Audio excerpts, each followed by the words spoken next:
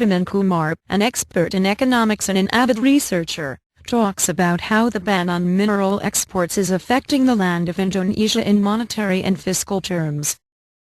Since the Industrial Revolution, thermal coal has been one of the world's cheapest and easiest methods of producing power.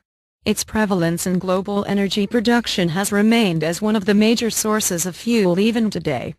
Currently, 30% of global power requirements are being met by thermal coal. This is second only to oil at 34% and is above gas at 24%.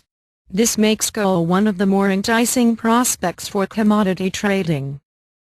The biggest users of thermal coal are by far India and China, both of which use the cheap power produced to support their burgeoning manufacturing industries. Following behind these two powerhouses of the thermal coal trade are South Korea, Japan and Europe. With this in mind, it is easy to understand why the Asian market stands at 60% of the global thermal coal market.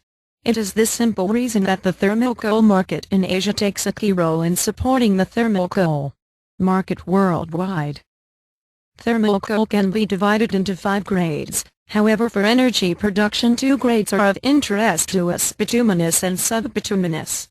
Bituminous is high-grade thermal coal with higher rates of stored energy.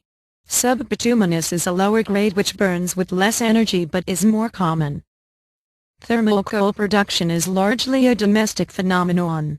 Only 16% of the world's supply of thermal coal is exported, and of this the primary exporters are Indonesia and Australia. Indonesia has enjoyed prime position in the export trade for a while now, with 40% of Southeast Asian, Chinese and Indian thermal coal import demands being met by Indonesian export. Most Indonesian coal is subbituminous, 75% of total production, which means that this trade will fare in proportion to the demand and supply of subbituminous thermal coal. Following behind Indonesia is Australia, whose coal supplies are a more expensive prospect. China and India are by far the chief importers of thermal coal. Chinese coal power plants located near the coast have vast distances to cover when searching for domestic supplies, as most mines are far inland and are therefore logistically difficult to source from. A far easier and tempting option is to source from the seaborne trade from Indonesia and Australia.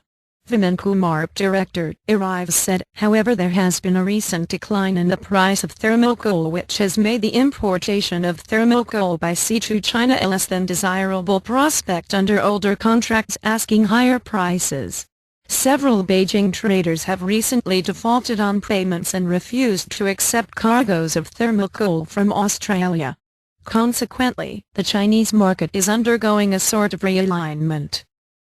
The price of thermal coal is expected to fall further. According to Standard Chartered Research, there is an oversupply predicted for the next 2 years. Of interest to investors is the prediction for 2016. Market analysts believe that the demand for coal will slightly outstrip supply in 2016, and this change will be the start of a long-term trend in the thermal coal market. When factors like the growth of the Mongolian mining sector and manufacturing growth in developing countries are taken into account, it is clear that a cheap and readily available source of power will be in demand for the foreseeable future. The price of bituminous coal has averaged out for the last 2 years as being 1/3 higher than the price for subbituminous.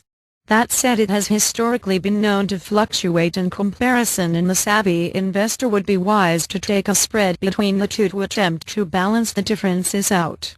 In the shorter run, keep a close watch on thermal coal as demand will not drop significantly, especially in Asia. However, supply has become abundant, driving buying prices.